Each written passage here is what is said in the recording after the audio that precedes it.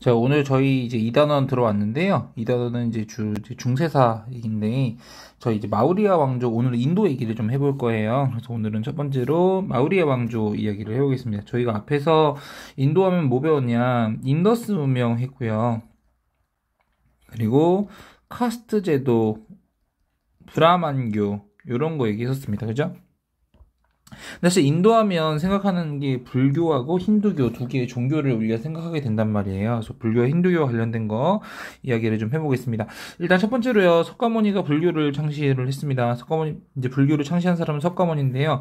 자, 인도가 전쟁이 일어나고 상업이 일어나요. 카스트 제도 상에서는 1, 2, 3, 4 따졌을 때 브라만, 크샤트리아, 바이샤, 수드라 중에서 무사, 전쟁과 관련된 크샤트리아가 있었고, 상업하고 관련된 게 있었죠. 얘네 둘이 성장할 수밖에 없단 말이에요. 근데 카스트 제도 때문에는 얘가 일바가 된 거죠. 그러니까 얘네들이 기분이 어때? 굉장히 나쁜 거죠.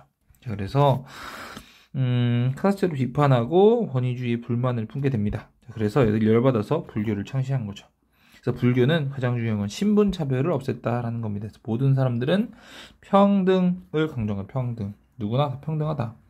누구나 다 부처가 될 수 있다라는 부분을 강조한 것이다 라고 생각해 보시면 될 것 같습니다.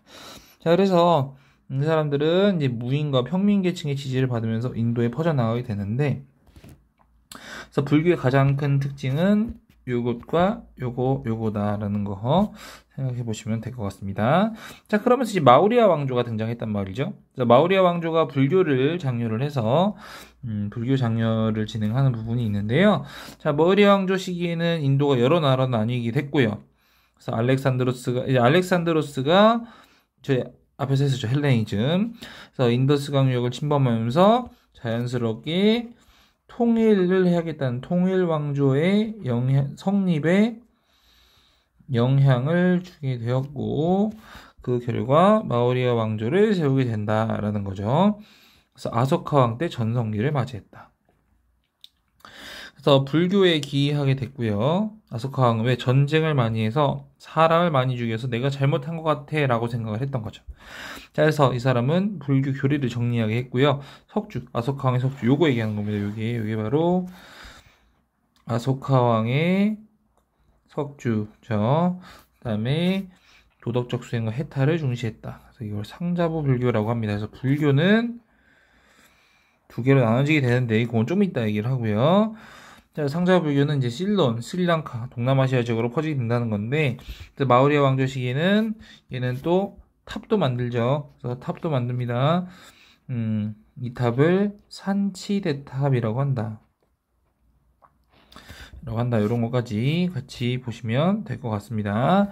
자, 그러면서 이제 아소카왕은 상당히 중요한 사람이라는 거예요. 석주가 여기도 있고 여기도 있죠. 인도의 요거 박기도 이제 아소카왕과 관련되는 겁니다. 그래서 마우리아 왕조의 통일한 왕 이제 얘기해 보시면 될 것 같고요. 자, 그리고 그 다음에 있는 게 이제 쿠샤 낭조인데요. 쿠샤 낭조로 이야기를 넘어가 보도록 하겠습니다. 자, 쿠샤 낭조는 인도를 두 번째로 좀 키워보려고 했던 건데요. 얘는 이란 계통이에요. 여기에 중심 인물이 됐던 건 카니슈카라는 사람입니다. 이 카니슈카가 동서교역로를 장악해서 이제 통일을 하게 된 거죠. 근데 얘네 같은 경우는 아무래도 전쟁을 많이 하진 않아요. 전쟁을 많이 하진 않다 보니까 얘는 자연스럽게 불교 연구를 했는데, 얘는 만민구제, 많은 사람들을 구제받는 걸로 갑니다. 그래서 요거 나중에 중앙아시아로 전파가 되는데요. 자, 상자불교, 대승불교 지금 제가 이게 따로따로 하나씩 했는데, 그럼 이 차이점이 뭔지를 얘기를 해봐야 되겠죠. 상자불교는 기본적으로 개인의 해탈을 강조합니다. 근데 쿠샤낭조 시기에는 이미 통일이 한번 됐기 때문에 전쟁을 그렇게 많이 하지 않는단 말이죠. 그래서 이 시기에 등장한 게 대승불교인데요. 이 같은 경우는 중생을 태운다. 그래서 만민구제를 강조합니다. 만민구제를 강조한다.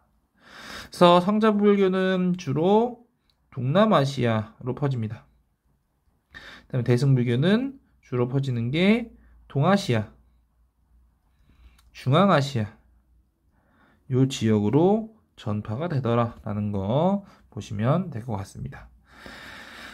자, 그래서 이 불교 전파 보시면 이 같은 경우는 이제 이렇게 퍼져 나가죠. 그래서 이제 상자 가불교가 보시면 가가 빨간색이죠. 가가 대승불교고 얘는 상자부 불교다라는 거 요거 같이 보시면 될 것 같습니다. 자, 그래서 그 뒤에 인도 문화와 헬레니즘으로 융합된 간다라 양식이 등장한다. 그래서 이 시기에 보면 그 부처님이 약간 서양 사람처럼 생겼어요. 서양 사람처럼 생겼습니다. 그래서 그거 같이 생각해 보시면 될 것 같아요. 그래서 간다라 양식과 불상이 이렇게 변해서 서양 사람처럼 생겼죠? 생긴 게. 이런 거 보시면 되고요. 자, 이제 마지막으로 저희가 볼 게 뭐냐면 마지막으로 이제 여러분들하고 보려고 다운을 이렇게 많이 받아놨어요. 마지막으로 이게 굽타 왕조인데요. 이제 힌두교가 발달합니다. 이제 자, 자연스럽게 굽타 왕조가 성립하면서 안정을 되찾았는데 얘네 같은 경우는 북인도를 통일했고요. 중부 지역까지 영역을 확장하면서 영토를 넓혔다라는 겁니다. 자, 근데 이 시기는 힌두교, 인도 전통 문화에 관심을 많이 갖게 돼요. 인도 전통 문화에 관심을 갖게 됐고요. 그래서 브라만교를 바탕으로 한 민간 신앙과 불교교를 융합된 힌두교가 형성이 됐는데 자, 얘 같은 경우는 이제 각 지방의 영웅과 신의 다신교로 발전을 하게 됩니다. 그래서 대표적인 신 비누슈하고 시바가 있어요. 시바. 자, 대표적인 거 만우법전이라는 게 힌두교의 성경책과 관련된 거다라고 생각하시면 됩니다. 자, 그러면서 다시 힌두교를 강조하다 보니까 브라만조의 카스테도. 왜냐면 힌두교는 인도의 전통 문화를 연결하는 거기 때문에 자연스럽게 카스트제를 인정하는 걸로 갑니다. 인정하는 걸로 가요. 자, 그래서 이 시기는 그래서 힌두교 문화가 꼽힌다는 겁니다. 그래서 대표적인 첫 번째 산스크리트어를 공용어로 사용한다. 대표적인 게 마하바라타하고 라마야나라는 책이 있고요. 인도의 고전 문화를 확립한다. 그래서 간다라 양식하고 인도의 고양식 융합은 굽타 양식을 만들었고요. 아잔타와 엘로라 석굴 사원, 불상과 벽화가 대표적이다라는 거 보시면 되고요. 영의 개념 도입했고 십진법 있었죠. 그래서 자연과학 원리에 큰 발달을 주게 된다라는 거 이런 거 위주로 좀 생각해 보시면 될 것 같습니다. 자, 그리고 나서 동남아시아 지역의 힌두교 문화가 전파가 됐죠. 동남아시아 지역의 힌두교 문화가 전파가 되면서 이 지역 같은 경우는 뭐 힌두교가 해서 동남아시아, 베트남, 캄보디아 지역으로 넘어가서 앙코르와트가 앙코르 왕조가 세운 건데요. 이 앙코르 왕조가 세운 건데 얘들은 원래 힌두교를 믿었어요. 그래서 이 앙코르와트는 원래 힌두교 사원입니다. 얘는 원래 힌두교 사원이에요. 그래서 그런 거 좀 보시면 되고요. 자, 굽타 왕조가 망하고 나서 어떻게 되냐? 굽타 왕조가 망하고 나서 델리 술탄 왕조라는 국가가 만들어집니다. 이게 뭐냐면 이슬람 국가예요. 이슬람 국가입니다. 이슬람 국가 요거까지 같이 보시면 돼요. 그래서 굽타 왕조가 성립이 되고 나서 인도에 본격적으로 이슬람교가 들어서기 시작하거든요. 그러면서 이 델리 술탄 왕조로 자연스럽게 이어지게 된다라는 걸 여러분들이 좀 같이 보시면 될 것 같습니다.